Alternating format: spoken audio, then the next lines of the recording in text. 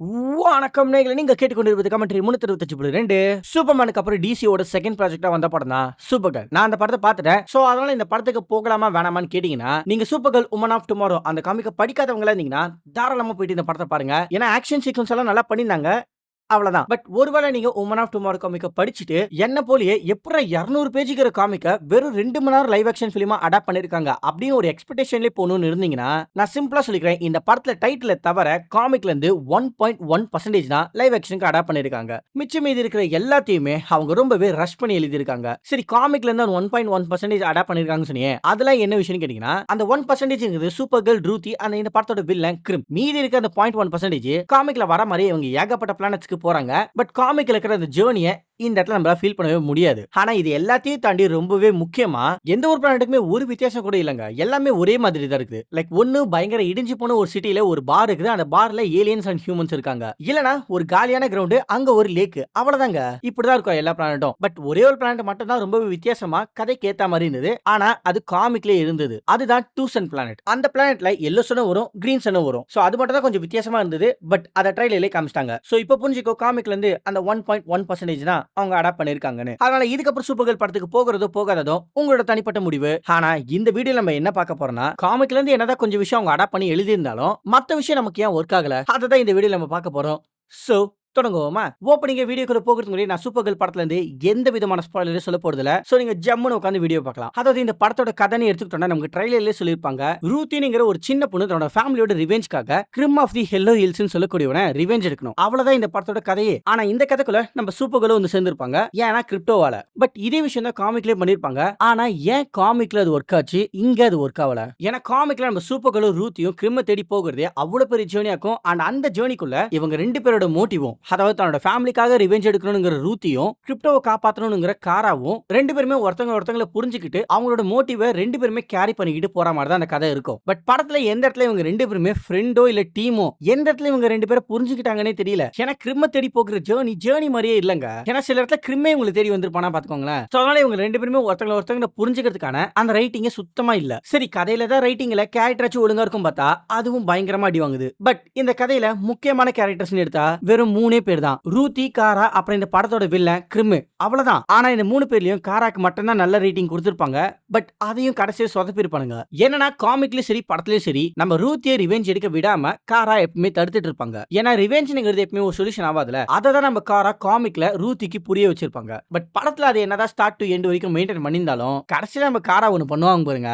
எனக்கு அந்த விஷயம் தான் இந்த படத்தை பிலோ ஆவரேஜ்க்கே புஷ் பண்ண வச்சது. ஏன்னா அதுக்கு முன்னாடி இந்த படம் கூட ஓகே நல்லா தான் இருந்துச்சு அப்படின்னு சொல்லிடலாம். பட் கடைசியா நம்ம காரா பண்ண விஷயம் அவங்க சொன்னதுல அவங்களே ஸ்டாண்டர்டா இல்லாத மாதிரி தாங்க இருந்தது. சரி, காரா கூட பரவாயில்ல. இந்த கதையோட முக்கியமான கேரக்டர் ரூத்தி, அவளோட ரைட்டிங் பார்த்தாலும் ரொம்பவே வீக்கா இருக்கும். ஏன்னா இந்த மொத்த கதையுமே நம்ம ரூத்தியை பேஸ் பண்ண கதை தான். ஆனா அவளுக்கு சுத்தமா எதுவுமே தெரியாதுங்க. பட் நிறைய பேர் சொல்லலாம் அவ ரொம்பவே சின்ன பொண்ணு, அவளுக்கு என்ன தெரியும்ட்டு. ஆனா நீங்க சொல்ற அந்த சின்ன பொண்ணு தான் ரிவெஞ்ச்ங்கிற அவ்வளவு பெரிய மோட்டிவே கேரி பண்ணிட்டு இருக்காளே. பட் அவ போட வேண்டிய அந்த சண்டையில அவ தான் அந்த இடத்துல சண்டை போட்டுருக்கணும். ஆனா அதுக்கு பதிலா பாட்டை போட்டு விட்டு நம்ம காரை இறங்கி சண்டை போட்டு இருப்பாங்க. ஆனா அப்ப ரூத்தி ஜஸ்ட் வேடிக்கை தான் பார்த்துட்டு இருப்பா. சோ அதனாலேயே இந்த படத்துல ரூத்தி இருக்கிறதும் இல்லாததும் ஒரே அவுட்கம் தான். சரி, இப்ப இந்த படத்தோட வில்லன் அப்படின்னு சொன்னாதான் இவன் இந்த படத்தோட வில்லன்னே உங்களுக்கு தெரிய வரும். ஏன்னா அந்த அளவுக்கு இவன் ஒரு மொக்கையான வில்லங்க. பட் இதுதான் கரெக்ட். ஏன்னா காமிக்லயும் அவன் இருக்கிறதே ஒரு மொக்கையான வில்லன் தான். லைக் ஒரு சாதாரண மனுஷன் கையில அம்பு வச்சிட்டு இருப்பான் அண்ட் ஒரு பாய்சன் இருக்கும். அவ்வளவுதான், லிட்டரலா அவ்வளவுதான். ஜஸ்ட் நம்ம சூப்பர் கேர்ள் கிரிம்மோட மண்டையில கொட்டினாலே போதும் அவன் அந்த இடத்தை செத்துருவான். அந்த அளவுக்கு அந்த காமிக்ல மொக்கையான வில்லனா அது கிரிம் தான். பட் காமிக்ல அவனுக்கான ரைட்டிங்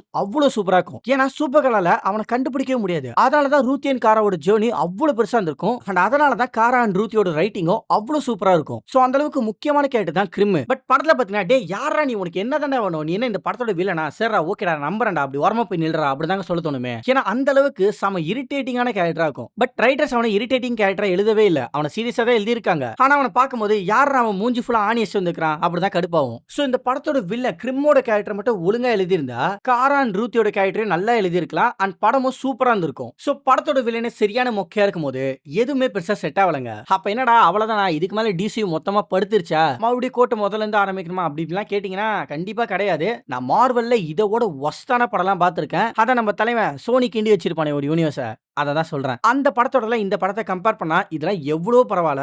என்ன கேட்டா இதுவரைக்கும் டிசியூல வந்த 4 ப்ராஜெக்ட்லயும் இந்த ப்ராஜெக்ட் தான் இருக்கிறதுலே லோவஸ்ட் ரேங்கிங்ல இருக்கும். அவ்வளவுதான். மத்தபடி இந்த படம் டிசியூவே க்ளோஸ் பண்ற படம்லாம் கிடையாது. அண்ட் படத்திலேயே எல்லா விஷயமும் மொக்கையா இல்ல. சில விஷயங்கள் ரொம்ப நல்லாவே தான் பண்ணியிருந்தாங்க. அதிலேயே நம்ம காரா எதனால பூமிக்கு வரமாட்றானுங்கிறத ரொம்ப தெளிவா காமிச்சிருப்பாங்க. ஏன்னா கிரிப்டான் அழிவுல தப்பிச்ச ஆக்ரோ சிட்டியே அவ்வளோ அமைதியா இருக்கும். அதாவது அந்த ஆக்ரோ சிட்டியே கொஞ்சம் கொஞ்சமா அழிஞ்சிட்டு தான் இருக்கும். ஆனா அந்த சிட்டியே அவ்வளோ அமைதியா இருக்கும். பட் அங்க இருந்து பூமிக்கு வந்து நம்ம காராக்கு நம்ம உலகம் அவ்வளோ சத்தமா இருக்கும். சோ அதனால தான் காரா எப்பயுமே பாட்டு கேட்டுட்டு இருப்பா. ஆனா அந்த விஷயத்தை ரொம்ப அழகா காமிச்சிருப்பாங்க. அண்ட் காராவா நடிச்ச நம்ம மில்லி ஆல்காக் வேற மாதிரியான ஆக்டிங். ஏன்னா காரா ஜோரல் சொல்லக்கூடியவ எந்த அளவுக்கு ஒரு தனிமையில இருக்கானுங்கிறத அவ்வளோ அழகா ஆக்டிங்ல வெளியில கொண்டு வந்திருப்பாங்க. என்ன கேட்டா மில்லி ஆல்காக்கோட ஆக்டிங் கொஞ்சம் கூட பிசுரே தட்டல. அண்ட் இதை தாண்டி எனக்கு சூப்பர்மேன் வந்த எல்லா இடமும் ரொம்பவே பிடிச்சிருந்தது. ஏன்னா எனக்கு இந்த சூப்பர்மேனை பார்க்கும் போதெல்லாம் அந்த ஹோப் ஃபீல் இருந்துகிட்டே இருக்குது. அது அந்த சூப்பர்மேனை காட்டும் போது இருக்கிற அந்த ஒரு டோனா இல்ல அந்த சூப்பர்மேனோட சூட்டா என்னன்னு தெரியல. பட் சூப்பர்மேன் வர எல்லா இடமும் ஒரு விதமான ஹோப் ஃபீல் இருந்துகிட்டே இருக்குதுங்க. அண்ட் இதுக்கப்புறம் நம்ம தலைவன் Jason momo as a Lobo. உண்மையா சொல்ற ஜேசன் மோமோவை தவிர வேற யாராலுமே லோபோவா நடிக்கவே முடியாது. ஏன்னா தலைவன் நடிக்கல, லோபோவே வாழ்ந்திருக்காருங்க. லைக் அந்த கேரக்டர் ரொம்ப சீரியஸாலாம் இல்லாம ரொம்பவே ஜாலியா கொடுத்த வேலையை மட்டும் முடிச்சுட்டு போயிட்டே இருக்கும். சோ அதுவே எனக்கு ரொம்பவே பிடிச்சிருந்தது. லைக் இந்த படத்தோட முக்கியமான கேரக்டர் சூப்பர் கேர்ள் அண்ட் ரூத்தியாவே இருந்தாலும் ஏன் நம்ம லோபோ உள்ள வந்தாரு? ஏன்னா இப்ப அவங்க இருக்கிற பிளானட்ல நம்ம லோபோ மர்சனரியா வந்திருப்பாரு. சோ அதனால வந்த வேலையை ரொம்ப ஜாலியா முடிச்சுட்டு தலைவன் மட்டும் போயிட்டே இருக்கிறது எனக்கு ரொம்பவே பிடிச்சிருந்தது. அண்ட் இந்த படமும் டிசியோட அடுத்த எந்த ப்ராஜெக்ட்டையுமே லீட் பண்ணவே இல்ல. ஜஸ்ட் மேன் ஆஃப் த வர படத்துக்கு மட்டும் தான் லீடு கொடுத்திருப்பாங்க. அதுவும் என்னன்னா அந்த படத்துல நம்ம சூப்பர் கேர்ள் வர போறாங்கங்கறத மட்டும் தான் சொல்லிப்பாங்களே தவிர அந்த படத்தோட வில்லன் யாரு, வேற எந்த சூப்பர் ஹீரோஸ்லாம் வர போறாங்கன்னு எதுவுமே இந்த படம் லீட் பண்ணவே இல்ல. சோ இந்த படம் ஒரு கம்ப்ளீட் ஸ்டாண்ட் அலோன் படமா தான் வந்திருக்குது. அண்ட் படத்துல எந்த விதமான போஸ்ட் கிரெடிட்ஸ் இல்லன்னு தான் கேள்விப்பட்டேன். இல்ல தானே? சரி, இந்த சூப்பர் கேர்ள் படம் டிசியோட எந்த ப்ராஜெக்ட்டையும் லீட் பண்ணல. ஆனா இந்த படத்துலயாச்சும் ஏதாவது புது விஷயம் இருக்கான்னு கேட்டீங்கன்னா இது ஒரு நல்ல கேள்வி. 2 விஷயம் இருக்குது. அதுல நம்ம ஃபர்ஸ்ட் பார்க்க போறதா ஹீட் விஷன். சூப்பர்மேன் படத்துல பாத்தீங்கன்னா அந்த ஹீட் விஷனை செமையா காமிச்சிருப்பாங்க. ஆனா நம்ம சூப்பர்மேனால அந்த ஹீட் விஷனை எந்த அளவு கண்ட்ரோல் பண்ண முடியும் அப்படிங்கறத காமிச்சிருக்க மாட்டாங்க. பட் இந்த படத்துல பாத்தீங்கன்னா காரா அந்த ஹீட் விஷனை ஒரு லேசர் பீம் மாதிரி யூஸ் பண்ணிருப்பாங்க. அண்ட் கிளைமாக்ஸ்ல செம பவர்ஃபுல்லான ஹீட் விஷனை யூஸ் பண்ணிருப்பாங்க. சோ அந்த ஹீட் விஷனை கண்ட்ரோல் பண்றத தெளிவா காமிச்சிருந்தது ரொம்பவே நல்லா இருந்தது. அண்ட் இப்போ நம்ம செகண்டா பார்க்க போற விஷயம் தான் கிரிப்டோனைட். அதாவது நம்ம சூப்பர்மேனே சூப்பர் கேர்ள் கிரிப்டோனைட் எந்த அளவுக்கு பாதிக்குதுங்கறத நம்ம தெளிவா பார்த்திருப்போம். பட் இந்த படத்துல கிரிப்டோனைட் பிளட் செல் லெவல் அது எந்த அளவுக்கு பாதிக்குதுங்கறத தெளிவா காமிச்சிருப்பாங்க. அண்ட் அதோடவே அந்த கிரிப்டோனைட்டோட ரேடியேஷன்ல இருந்து கொஞ்சம் தள்ளி வந்துட்டா கூட அவங்களோட பிளட் செல்ல அந்த கிரிப்டோனைட்டை எந்த அளவுக்கு ஓவர் கம் பண்ணி வருதுங்கிறதையும் செம்ம தெளிவா காமிச்சிருப்பாங்க. சோ இந்த 2 விஷயம் தான் படத்துல ரொம்பவே புதுசா இருந்தது. சரி, இப்போ ஃபைனலா நம்ம படத்தோட டெக்னிக்கல் சைடு வருவோமா? அதாவது பாத்தீங்கன்னா இந்த படத்துல எனக்கு எந்த இடத்துலயுமே விஎஃப்எக்ஸ் பிரச்சனையே இல்ல.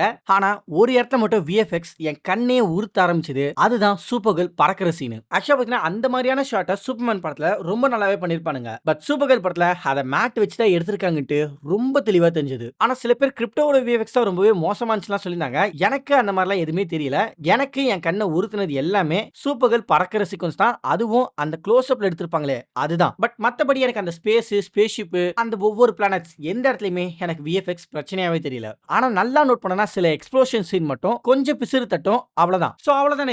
இதுக்கு மேல இந்த படத்தை பத்தி வளவளன்னு பேசுறதுக்குன்னு எதுவும் இல்ல. ஆனா ஒரே ஒரு முக்கியமான விஷயம், எல்லாருமே இந்த படத்தோட முக்கியமான villain Krem of the hello hills நினைச்சிட்டு இருக்கீங்க. ஆனா இந்த படத்தோட உண்மையான முக்கியமான வில்லனா அது ஐயா ஜேம்ஸ் கன் தான். ஏன்னா இந்த படம் ஆரம்பத்துல இருந்தே ஒரு சட்டிலான ஹைப்ல தான் இருந்தது. ஆனா ஜேம்ஸ் கன் தான் வாய் வச்சுன்னு சும்மா இல்லாம இந்த படம் ஆஹா ஓஹோன்னு ஹைப் ஏத்தி விட்டு இந்த படத்தோட ஒரு முக்கியமான வில்லனாவே மாறி இருக்காரு. சோ அதனால இந்த படத்தை அடிக்கிறத விட அடிக்க வேண்டியவரை அடிச்சாதான் கரெக்டா இருக்கும். அதுவும் ஆரம்பத்திலே அடிச்சாதான் இந்த தப்பு மறுபடியும் நடக்காம ரொம்பவே கரெக்டா இருக்கும். சோ அதனால பாவையா அவரை விடாதீங்க. சோ அவ்வளவுதான், சூப்பர் கேர்ள் படத்தை பத்தி எல்லாமே பேசியாச்சு, அடிக்க வேண்டியவங்களை அடிச்சாச்சு. அதனால இதோட நான் உங்களை ஒரு தரமான வீடியோல மறுபடியும் சந்திக்கிறேன். சோ அது வரைக்கும் நீங்க கேட்டுக்கொண்டு இருப்பது கமெண்ட்ரி 365.2. அப்புறம் பார்க்கலாம்.